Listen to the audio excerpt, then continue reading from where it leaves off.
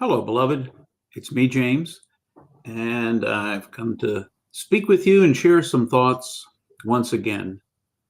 Many of you may know that if you're watching this in video format, that on Tuesdays I run this thought as both a video at noon on multiple different channels, Facebook, website, etc. And then I turn the audio from this into my Tuesday version of the podcast. Later in the week, on Fridays, I drop a podcast that is just the podcast, which is along the same formats. The reason I mention that is because for the first time today, this is a question that didn't arise so much from me as it was asked of me. Now, as you know, I don't answer questions so much as share some thoughts about the way I would reflect on a particular question or way of seeing things. I share some practices and other kinds of things. And I can't help but tell you how exciting it is to actually answer someone else's question or respond to someone else's question, share thoughts about someone else's questions other than my own. So if any of you want to take me up on asking your questions or sharing your thoughts, I invite you. The best way to do so is to send them to infinitelypreciousllc@gmail.com. And I will look over them, and if there is a way for me to respond, I'll sit with it and see if there's something I can say. I can't promise if there's a lot of questions or if there are questions that don't fit this format that I'll be able to answer them, but I'll do my best. So having said all of that, which has taken some time, I want to share with you the question and then some responses to it. The question that was asked of me is, how can you be there for someone? How can you be present to someone and not make it be about yourself? Not make it about me. It's a great question because almost everyone I know is trying to be there for someone else. It could be a significant other. It could be for their children or their parents or their siblings or friends who are struggling with something. Lots of people I know are trying to be there for someone. How do you do that, though, without making it be about you? I'll tell you, first of all, it's easier said than done. And second of all, you are part of the equation. If you are being there for someone else, if you're attempting to help someone who is struggling or facing a difficult situation, walk with them along the way, you bring you. And you is a whole package deal. Can we just be honest with each other for a moment? You is a whole package deal. And what I mean by that is, whatever your motivations, the ones that you know and the ones that are underneath the surface that you even haven't examined yet, are part of your being there with that person. And so if you're concerned that being with this person, you are putting your own stuff on it, that you're bringing your own things into it, your own projections, there's no relationship in which you don't bring projections. You bring your projections to your relationship with God. You bring your projections into relationships with every other being in the world. You, whether you realize it or not, you are projecting on those folks that you encounter your own stuff. Seeing them really as they are is hard work, and perhaps the subject of a different podcast another time. So here's what I would say. Here are my thoughts about being there for someone without making it be about you. As you enter into being there with someone, Sit with yourself for a moment, probably longer than a moment. If you're a journaler, I encourage you to pull out your journal and begin to ask the questions of yourself. Why am I doing this thing? What is it that is drawing me in to being there for this person? Is it a sense of obligation? Is it a sense of guilt? Is it some combination of those two, or is it something else? It's rarely just one thing. It's rarely just altruism.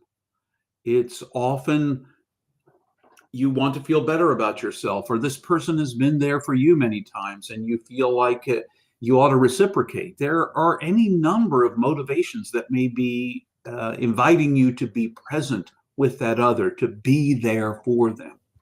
So name them.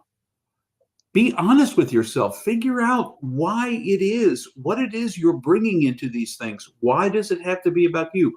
What are your coping skills that you're bringing into this? What are the things that the other person is going through that are bringing up things for you, that are triggering responses in you? Are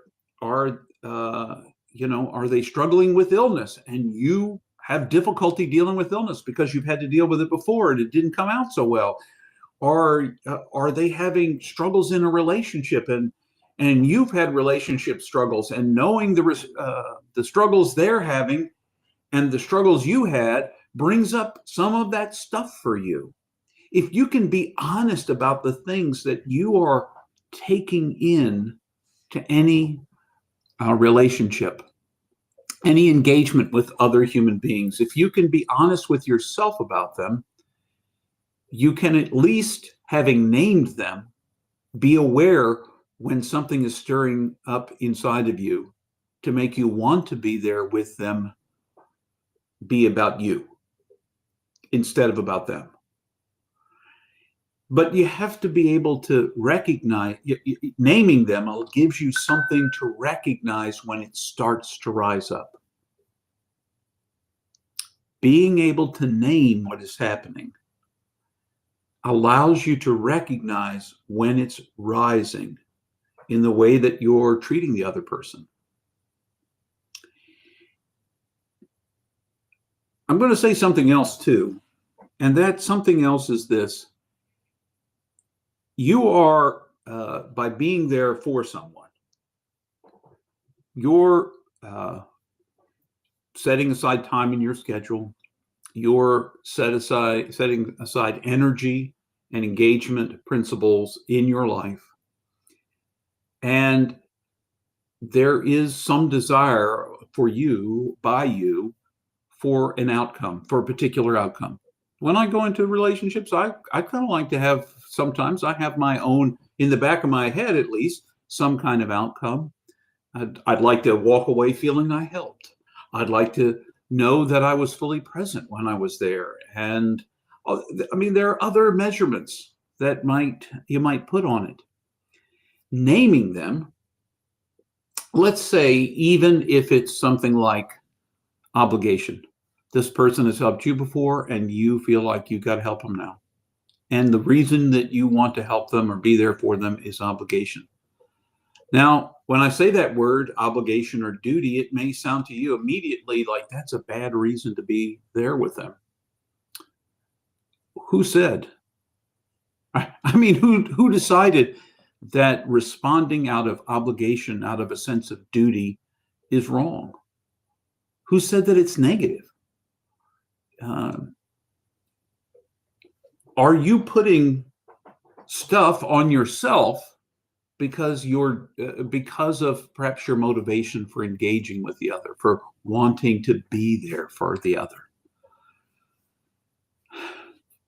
Be careful how you judge yourself when you enter into that kind of desire to assist the other, because your primary motivation may really be that you want to help them, and there's all sorts of other little things floating along, because we rarely do anything for just one reason.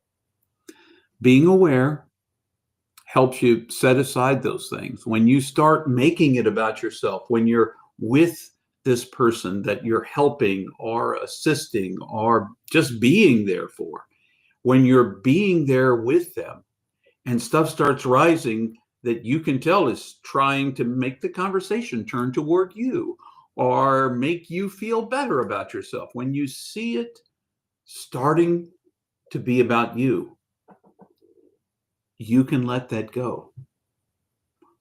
Being aware of it, having named it before you've entered into this connection, allows you to step back and say, hey, that's what's rising in me right now. And I'm not going to let that get the better of this being there for the other person. We all bring ourselves into every relationship, and we bring all of ourselves, all of our motivations that are on the surface, the way we want to see ourselves, but also the things, the motivations and feelings that are under the surface that we don't want to see, that we're uncertain of, that a depth psychologist might call the shadow within us that is motivating us to do what we do. And that shadow may rear its head, and it'll teach you something about yourself. But this isn't a situation where you want to be, teaching the other person about you. You learn about yourself when you're not with the person, when you're not assisting the person, when you're not being there for them, when you're back by yourself and have a moment to reflect.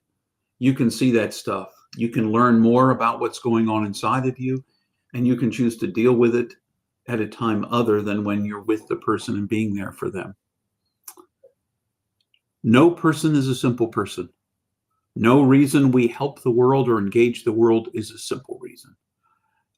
We are complex people. We're made this way, and we've learned to cope with a lot of different things over a lifetime, and some of the ways we've learned are not healthy ways.